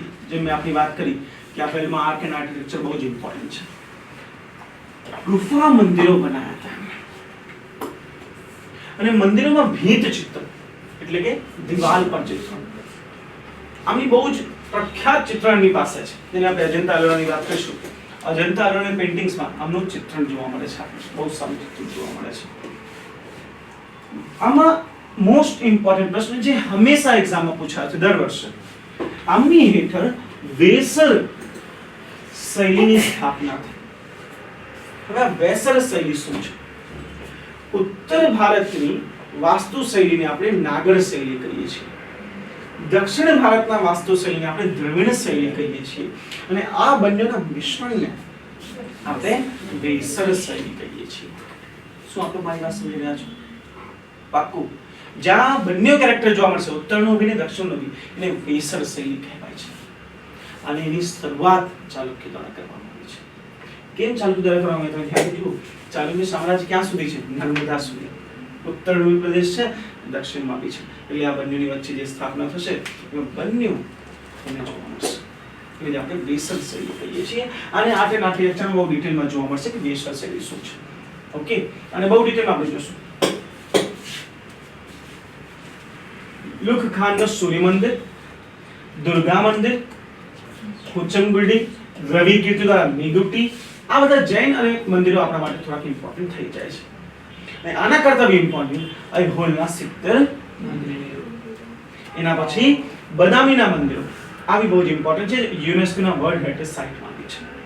કેમ કે ત્યાં 10 કુલ મંદિરો છે, જેમાં 4 નાગર શૈલીમાં અને 6 દ્રવિડ શૈલીમાં વિકાસ કરવામાં આવ્યો છે. ઓકે, આયહોલ મતલબ આયહોલ એક જગ્યા છે. જગ્યાની અંદર ઘણી બધી વસ્તુ છે. આયહોલમાં લેખો બી છે, અભિલેખો. આયહોલમાં મંદિરો બી છે. એટલે એ બધાને જ આપણે આયહોલ આર્ટ એન્ડ આર્કિટેક્ચર કહી દઈએ છીએ. ઓકે, વિરૂપાક્ષા મંદિર. આ વિરૂપાક્ષા મંદિર આજકાલ ન્યૂઝમાં બી બહુ વધારે હતું. વિરૂપાક્ષા મંદિર બી ચાલુક્ય દ્વારા રચના થઈ છે. આની પાપનાથ મંદિરની બી ચાલુક્ય દ્વારા રચના થઈ. હવે જુઓ આ કેટલું ઇન્ટરેસ્ટિંગ છે ભારત માટે. નાગર શૈલી ઉત્તર ભારતની છે, પણ ચાલુક્ય દ્વારા જે મંદિર પાપનાથનું બન્યું છે આ નાગર શૈલીમાં બન્યું છે, પણ એ રાજા દક્ષિણ ભારતના છે. અહીંયા કલ્ચરનો મિક્સઅપ તમને જોવા મળે છે ઉત્તર અને દક્ષિણના વચ્ચે. કે એક દક્ષિણ ભારતનો રાજા મંદિર બનાવડાવી રહ્યો છે, પણ કઈ શૈલીમાં? ઉત્તર શૈલીમાં. જો પાપનાથનું મંદિર નાગર શૈલીમાં છે. પ્રિલિમ્સમાં તમને કયા પ્રકારનું કન્ફ્યુઝન કરવામાં આવે? જો કોમન સેન્સ ક્યાં યુઝ ના થાય સમજો. પ્રિલિમ્સમાં તમને કહેશે ચાલુક્ય વંશ રાજાઓ દ્વારા પાપનાથના મંદિરની રચના થઈ. અહીંયા સુધી આ સારું હતું. સ્ટેટમેન્ટ 2 જે દ્રવિડ કે વેસર શૈલીમાં હતું. તમને એક ખબર છે દક્ષિણ ભારતનો છે ચાલુક્ય, એટલે દ્રવિડ કે વેસર હશે આ કોમન સેન્સ. તમે ટીક કરી દેશો. પણ અહીંયા એક અપવાદ છે. પાપનાથનું મંદિર નાગર શૈલીમાં છે, ભલે દક્ષિણ ભારતમાં બનાવવામાં આવ્યું છે. એટલે જ્યારે પ્રિલિમ્સ આ પ્રશ્નો મળે આ પ્રકારના જ પ્રશ્નો મળશે જે તમારા કોમન સેન્સથી સોલ્વ ના થાય. કેમ કે આપણે વધારે કોમન સેન્સ યુઝ કરવી જોઈએ જ્યાં સેન્સલેસ થઈ જઈએ. ટ્રસ્ટ મી, જીપીએસસી માં તમારા કોમન સેન્સ સાથે જ રહે. આવા જ પ્રશ્નો પૂછશે જોજો. ઓકે, આ તમારા ચાલુક્ય હતા. હવે આપણે આ ક્ષેત્રની વાત કરીએ પલ્લવ, અને એ સમયના અંતિમ રાજા પલ્લવ રાજા. પલ્લવ રાજવંશ આ પ્રદેશથી કાંચીપુરમથી વિકસ્યો છે. અને એટલે જેની પાટનગરી કાંચીપુરમ, જે એકદમ દરિયા કાંઠે છે, એટલે કે વ્યાપાર સમૃદ્ધ હતા. અને તમે જુઓ તો લગભગ પૂરેપૂરું પૂર્વી ભારતના તટો આમના હાથમાં છે. ઓકે,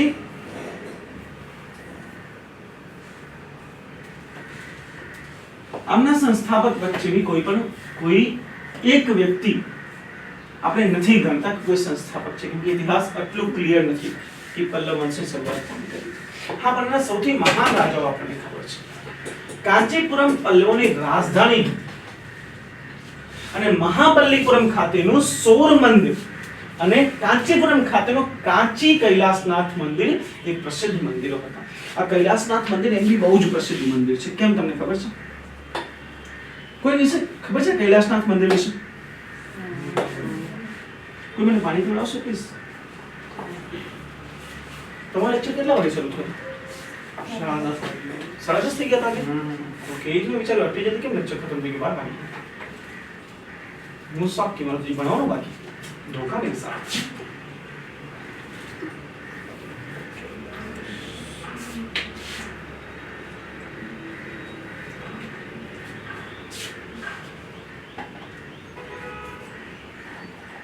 કાલે કોઈ રજા છે?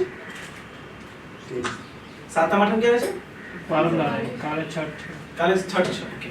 ઓકે, હા, પાંચ રજા તો નહીં જ મળશે. હા, તો પૂછ્યું જ કોલેજ રજા તો આરામથી લેક્ચર રાખીએ એમ સાંજના ટાઈમે. આઠમે રજા હોય ને? આપણે તો નહીં જ ના, ત્યાં કોલેજમાં ઇન્સ્ટિટ્યૂટમાં ચાલુ જ હશે. કેમ કે જો ડાયરેક્ટ તમારો લેક્ચર હોય ને તો મને બહુ ફ્રેશ રહું. 2 કલાક મોર્નિંગ લેક્ચર થઈ ગયું ઇંગ્લિશ મીડિયમ, પછી તમારે વારો આવે એટલે આપણે તો ખતમ થઈ ગયા હોઈએ. 4 કલાક કન્ટિન્યુ બોલતા પછી તમે એક તો તમે એટલા બોરિંગ ફેસ વાળા. સો સેડ. અને કોઈ જોઈ લે સવાર બિચારો ટેન્શનમાં આવી જાય, ડિપ્રેશનમાં આવી જાઉં, એટલી દુખી બેઠી હોય. અને જો સાચું ડિપ્રેશન થાય ને, ઓ માય ગોડ, જીવન દુઃખમાં છે. તો ભૂલી ગયો, બુદ્ધિ કઈ ગયા હતા પણ ભૂલી ગયો. કેમ કે હું તો 4 વાર ફિલોસોફી માનવાવાળો માણસ છું. જીવન સુખમય છે, ખાઓ પીઓ મજા કરો. 4 વાર ફિલોસોફી ગજબની છે. કે પૈસા ના હોય ઉધારી લઈને ખાઓ. અચ્છા, 4 વાર ફિલોસોફી પાછળ એક હિસ્ટ્રી છે, તમને ખબર છે? આપણે ફિલોસોફી લેક્ચર બાકી છે ને, નેક્સ્ટ લેક્ચર મને ખાસ યાદ દિલાવજો. આર્ટિસ્ટ ચાલુ કરું ને એના પહેલા 4 વાર ફિલોસોફી અને ફિલોસોફી લેક્ચર બહુ મજા આવશે. ફિલોસોફી અલગ વસ્તુ છે. હા, બોર થઈ જશે, આઈ ટ્રસ્ટ યુ. દર્શન શાસ્ત્ર કોને ગમે બે, ભગવાનમાં કોને રસ છે આજની દુનિયામાં? આજની દુનિયામાં ગણપતિ બાપ્પામાં બહુ રસ છે, કેમ કે ત્યાં ડાન્સ કરવા મળે. લડ્ડુ મળે, ડાન્સ મળે. આઠમ કેમ હોય છે? કેમ કે મટકી ફોડીને ડાન્સ કરીને બહુ મજા આવે. અને અમે બીજું પાછા આપણે કઈ બી હોય ગરબા કરવા છે. મટકી ફોડી ચાલુ ગરબા. હવે 15મી ઓગસ્ટે ગરબા કરતા હતા યાર. वीडियो वायरल છે सीरियसली. सॉन्ग છે મેરે દેશ કી ધરતી ના આપણે ગરબા રમીએ છીએ. આપણે ક્યાંય બી ગરબા રમી શકીએ એનીવેર. મને તો યાર કોઈ ગુજરાતી ત્યાં સ્પેસમાં મોકલશો ને ભાઈ બહારથી સ્પેસ કેવું લાગે જો બોલે ગરબા રમીને દેખાડો. લાલ કિલ્લા પર રમ્યા હતા યાર ગમે ત્યાં રમી શકીએ આપણે એનીવેર.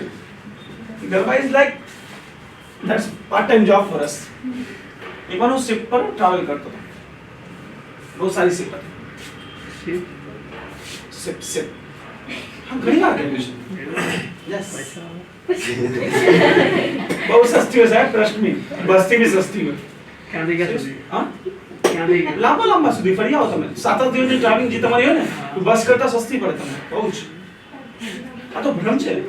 અચ્છા, અહીંયા ટ્રેન તમને પ્લેનમાં જવું હોય દિલ્હી અને દિલ્હીથી પાછું આવવું હોય કેટલો ખર્ચો થાય? ટ્રેનમાં 3,000 ટિકિટ. 3,500. દિલ્હી જઈને આવવાનું છે? હા, જઈને આવવાનું. હા, તમારે જવાનું હોય કહું. 5-5.5 જવાનું છે, 5-5.5 આવવાનું. ના ના સર, અત્યારે અમારા 6-7 માં થાય. હું જવું આવું એટલે કહું. કેદારનાથ જઈને આવ્યા હતા 4-5-6 દાડા પર સમથિંગ. 6-7 લીધું. હા, તો બસ એટલું દિલ્હી બી પડે છે. વધારે ડિસ્ટન્સ નથી આવતો. તો બરાબર. 5-5.5 હજાર તમે અર્લી બુક કરી લો તો 4,000-4,500 જેટલું પડે છે દિલ્હીની ટ્રાવેલ. એટલે જઈને આવ્યા 10,000 માં. અહીંયાથી દુબઈ જઈને આવવાનો ખર્ચો કેટલો છે? 50,000 ટિકિટ સુધી. 18,000. સર્ચ कर लो, कल देख के ના बता. હોય સર 50,000. કાલે ચેક કર્યું છે, કાલે જોઈ લો. 28 સપ્ટેમ્બર ડેટ પર તમે ચેક કરો. 8,500 રૂપિયા ટિકિટ છે ખાલી દુબઈ જવાની અને 8,500 આવવાની. 17 જમે જઈને આવતા રહેશું. સિરિયસલી આપણને જે વસ્તુ બહુ મોંઘી લાગે એક્ચ્યુઅલી એટલી હોતી નથી. આ તો જસ્ટ ધેટ કે આપણે એક્સપિરિયન્સ નથી કર્યું કે ના સર કરવાનું ટ્રાય કર્યું તો બહુ ગમ્યું. તમે ઇમિડિયેટ ના બુક કરો, 1-2 મહિના પછી બુક કરો, બહુ સસ્તું પડે છે. Seriously? ખબર ના પડે આવી વસ્તુ છે. ઇવન વિઝાની જરૂર નથી. તરત જ તમારો ઈ-વિઝા ડાઉનલોડ કરી શકો 5 મિનિટની અંદર. જસ્ટ ધેટ ઘણી વાર આપણને નોલેજ ના હોય એના લીધે તકલીફ થાય. બાકી ડોમિનોઝમાં જઈને 100 રૂપિયામાં પેટ ભરાય, 59 ના 2 પિઝા ઓર્ડર કરતો તકલીફ છે. પણ લોકો ડોમિનો ઘુસવાથી ડરે કે અહીંયા બધા અમીરો બેઠા છે, પણ એકચ્યુઅલી અમીરો અહીં અંદર બેસીને 59 ના પિઝા ખાતા. Seriously it's just that matter of knowledge. બાકી જેટલું બર્ગર તમને આ મોંઘું આપે ને એનાથી સસ્તું તમને બર્ગર કિંગમાં બર્ગર મળે છે. 39 રૂપિયામાં બર્ગર સાહેબ, આપણું નીચે લારીવાળો 50 માં આપે. Seriously it's just a matter of knowledge. બાકી મોંઘી જગ્યાએ જેટલું સસ્તું મળે એટલું ક્યાંય નથી મળતું.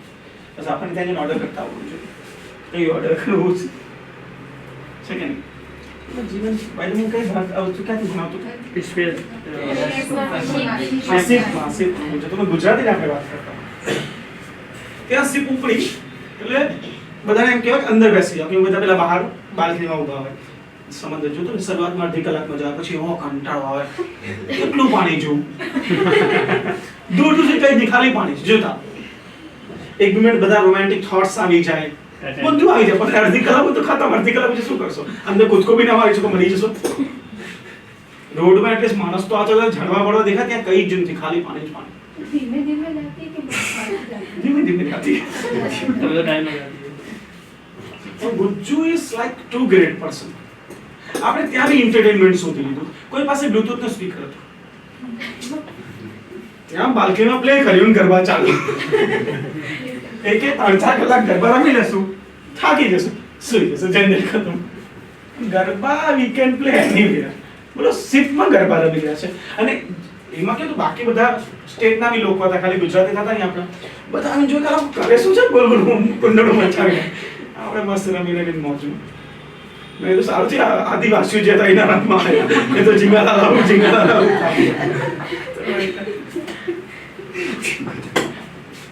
કૈલાસનાથના મંદિરની વાત કરતો હતો. કૈલાસનાથના મંદિર એકચ્યુઅલી એટલે ઇન્ટરેસ્ટિંગ છે કેમ કે એક પૂરા પહાડને કાપીને પૂરા પહાડમાંથી એક મંદિર રચના થઈ છે. એટલે મોનોલિથિક મંદિર છે પૂરું. એક જ પથ્થરમાંથી પૂરેપૂરી મંદિરની રચના થઈ છે. દેખાય છે પિક્ચર છે મારી પાસે કૈલાસનાથ. અને એનું સ્ટ્રક્ચર આપણે કૈલાસની જેમ બને, જેમ કૈલાસ પર્વત આમ છે ને સ્લેન્ટિંગ, મંદિર થોડી ઊંચાઈ પર, અને આ રીતે આમ આપણે રચના કરી છે કૈલાસનાથ મંદિરની સ્લેન્ટિંગ. કે એટલે આપણા માટે બહુ જ ઇમ્પોર્ટન્ટ છે કૈલાસનાથ મંદિર. એક તો મોનોલિથ છે અને પૂજ્ય ઓરિજિનલ કૈલાસ મંદિરનો રિફ્લેક્શન છે.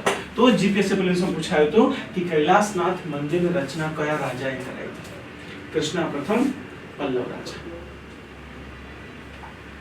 કોઈ પણ આર્ટ એન્ડ આર્કિટેક્ચરનું ક્વેશ્ચન બની રહ્યું છે તેની પાછળના ઇમ્પોર્ટન્સના લીધે બની રહ્યું છે. અને કૈલાસનાથ મંદિર એક આઇડેન્ટિટી છે પલ્લવ રાજ્યની. ઓકે, આગળ વધીએ.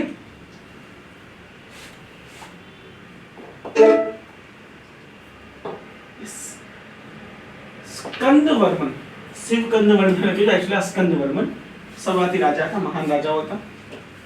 અને એમને અશ્વમેઘ અને વૈદિક યજ્ઞો ભી કરાયા હતા. એટલે મેં તો ઇમ્પોર્ટન્ટ રાજા છે કેમ કે આ યજ્ઞ શું દર્શાવે છે? શક્તિશાળી રાજ છે. ઓકે, અને આના પછી સિંહવર્મન બૌદ્ધ. આ બધા જ કોઈ એટલા કામ નથી. સર વૈદિક યજ્ઞ વૈદિક યજ્ઞ એટલે વૈદિક સમયમાં જે યજ્ઞો હતા, અશ્વમેઘ યજ્ઞ કે બીજા જે બી યજ્ઞો છે વૈદિક સમયના યજ્ઞ. આપણા માટે આ રાજા બહુ જ ઇમ્પોર્ટન્ટ છે. પૂરા ઇતિહાસમાં તમે એક વસ્તુ જોઈ છે, હિન્દુ રાજાઓ બીજા ધર્મમાં કન્વર્ટ થયા છે, કાં તો બૌદ્ધ, જૈન એક્સેટ્રાસ એક્સેટ્રાસ. મહેન્દ્રવર્મન પહેલા એવા રાજા છે જે જૈન હતા અને હિન્દુમાં કન્વર્ટ થયા છે. પહેલા તો નથી પણ બહુ ઓછા એવા રાજાઓ છે, મહાન રાજામાં એકમાત્ર એવા છે જે બીજા ધર્મથી હિન્દુ ધર્મમાં બદલાયા છે. આ પહેલા જૈન હતા, પછી હિન્દુ ધર્મમાં બદલાયા બી તો એવા બદલાયા કે હિન્દુ વાસ્તુકલામાં એમનું મોટું નામ હંમેશા માટે થઈ ગયો કેમ કે એમને રોક કટ આર્કિટેક્ચરની શરૂઆત કરી, પથરાઓને કાપીને મંદિરો બનાવવાની શરૂઆત કરી. ઓકે, એટલે મહેન્દ્રવર્મણ આપણે બહુ જ ઇમ્પોર્ટન્ટ છે, મહાન રાજા હતા પણ એમને કોણે હરાવ્યો તો યાદ કરો, પુલકેશી દ્વિતીય, અને એમને મારી નાખવામાં આવ્યો. ઓકે, આ રાજા એક હજી કારણથી બહુ જ ઇમ્પોર્ટન્ટ છે, તેઓ પોતે કવિ હતા. રાજાઓ જો કવિ હોય કે લેખક હોય તો એમના પ્રશ્નો દર વર્ષે પૂછાયા છે. ગયા વર્ષે તો હર્ષવર્ધન ઉપર રત્નાવલી. આ કવિ હતા અને એમણે જે રચનાઓ કરી છે, વિચિત્ર ચિત્ર પહેલી રચના છે એમની વિચિત્ર ચિત્ર, અને બીજી રચના છે એમની મહાવિલાસ રહસ્ય. આ બે રચનાઓ મહેન્દ્રવર્મન પ્રથમની બહુ જ અગત્યની છે, એ તમારા પ્લેસમાં ડાયરેક્ટ આવશે. વિચિત્ર ચિત્ર અને મહાવિલાસ. ઓકે, આ મોસ્ટ ઇમ્પોર્ટન્ટ છે. અને આ તમે રોક કટ મંદિરની સ્થાપના. આ મેચ ધ ફોલોઇંગ માં પૂછાય છે. એક બાજુ રાજાઓ આપી દેશે, બીજો એમનો કાર્ય. રોક કટ આર્કિટેક્ચરની વાત થાય છે, પૂરેપૂરું શ્રેય મહેન્દ્રવર્મન પ્રથમને આપવામાં આવે છે. ચાલુક્ય સાથે યુદ્ધમાં એમની મૃત્યુ થઈ, અને મૃત્યુ પછી પલ્લવ વંશના સૌથી મહાન રાજા હવે આવશે નરસિંહવર્મન પ્રથમ. પલ્લવ વંશના મહાનતમ રાજા. એમને મામલ્લમ કે મહાબલિમ પણ કહેવાતું. આમનું ઉપનામ હતા માલ્લમ, મામલ્લમ અથવા તો મહાબલિમ, આ ઉપનામો હતા. આમને યુદ્ધ કર્યું હતું પુલકેશી દ્વિતીય સાથે, હરાઈને મારી નાખ્યો. બહુ પૈસા હતા એટલે આર્કિટેક્ચર ની રચના કરી, જેને મામલ્લમપુરમ આર્કિટેક્ચર કે મહામલ્લમ આર્કિટેક્ચર તરીકે ઓળખાય છે. કે અને ઇન્ડિયામાં નહીં, આમનો પ્રસાર શ્રીલંકા સુધી હતો. કે શ્રીલંકામાં જ્યારે વિદ્રોહ થયો, રાજા વિરુદ્ધ એક વિદ્રોહ થયો શ્રીલંકામાં, તો ત્યાં પોતાની સેના મોકલી નરસિંહવર્મને. ત્યાં પોતાની સેના મોકલી, તેના સિંહલ જે રાજા હતા એને પુનઃ સ્થાપિત કર્યું અને એનું રાજ્ય પરત આપ્યું. ત્યાંથી શ્રીલંકા સાથે તમે વિચારો, ઉત્તર ભારત અને દક્ષિણ ભારત સુધી પૂરેપૂરા સંબંધો એમના યોગ્ય બન્યા. અને આટલું જ નહીં, એને ચેડચોળ પાણીને બી પરાજિત કર્યું છે. એટલે ઇમેજિન કરો, આજનો આંધ્રપ્રદેશ, તેલંગાણા, તમિલનાડુ, શ્રીલંકા પૂરેપૂરું નરસિંહવર્મન પ્રથમના અંદર આવશે એ જ જમાનાની અંદર. ઓકે, પલ્લવ વંશના છેલ્લા રાજા બહુ જ અજીબ વાત છે, નામ હતો અપરાજિતા અને એ થયા છેલ્લા રાજા.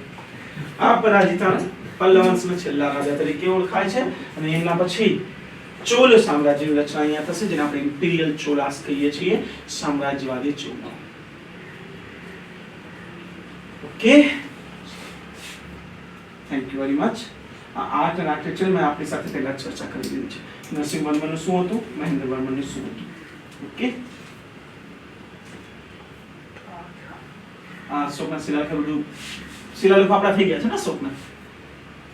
અશોકના શિલાલેખો થયા છે ને આપણા પહેલા આઠના ક્રિસ્ટ સ્તૂપ ને બધું આપણે પહેલા કરી લીધું છે. તમારો એન્શિયન્ટ હિસ્ટ્રી, રાજનૈતિક ઇતિહાસના પોઈન્ટ ઓફ વ્યૂથી ખતમ થઈ ગયું છે. ઓકે, હવે આપણે નેક્સ્ટ લેક્ચરમાં આર્ટ એન્ડ આર્કિટેક્ચર શરૂ કરીશું, જેમાં સૌથી પહેલા કેવ આર્કિટેક્ચર, એના પછી મંદિર વાસ્તુકલા અને એન્શિયન્ટ પછી કમ્પ્લીટ થઈ જશે. તેને આપણે જમ્પ કરી દેવા છે મિડાવલ હિસ્ટ્રીમાં. 7-8 લેક્ચર લાગશે વધારે. મિડાવલ હિસ્ટ્રી 7-8 લેક્ચરમાં પતી જાય છે. લગભગ કેટલા લેક્ચર થયા એન્શિયન્ટના? ઘણા. પહેલા દિવસથી આપણે હિસ્ટ્રી ચાલુ કરી છે, કેટલા લેક્ચર લીધા છે? Last time I think 10 lecture લીધું છે. અને એક પાછું આર્ટ અને આર્કિટેક્ચર ઇન્ક્લુડ કરીને. આપણે ખાસા સ્લો હતા, એટલે સમય હતો. હવે 28 ઓગસ્ટ સુધી મને ખાલી ટાઈમ આપી દો, એના પછી પોલિટી અને જીઓગ્રાફી આપણે સ્ટાર્ટ કરી દઈશું રેગ્યુલર બેસિસ પર, ડેલી લેક્ચર્સ. પોલિટી અને જીઓ હા, પણ અત્યારે નહીં, 28 ઓગસ્ટ પછી, એટલે કે સપ્ટેમ્બર મંથ, સપ્ટેમ્બર ઓક્ટોબર આપણી પાસે છે. એટલે સપ્ટેમ્બરમાં ઇવનિંગ બેચીસમાં polity geography daily regular start કરવાનું છે. એ એક સાથે કમ્પ્લીટ થઈ જાય તો આપણે 4 વિષય, કેમ કે મોર્નિંગ બેચની અંદર હિસ્ટ્રી અને જીઓ, હિસ્ટ્રી ઇકો ખતમ થઈ જશે. ઇકોમાં આઈ થિંક આપણું શેર માર્કેટ પૂરું કમ્પ્લીટ થઈ ગયું છે, બાકી છે પૂરું થઈ ગયું. તો હવે એમાં બહુ વધારે કન્ટેન્ટ બાકી નથી, કેમ કે હવે નાના ચેપ્ટર્સ છે, બેરોજગારી, મોંઘવારી, આ બધું. ઇકો બી નેક્સ્ટ મંથ સુધી કમ્પ્લીટ. હિસ્ટ્રી એન્શિયન્ટ ખતમ થઈ જશે, મોડર્નમાં આપણે આવીશું. મોડર્ન તો બહુ જ ઇન્ટરેસ્ટિંગ છે, એટલે આપણે બતાવશું.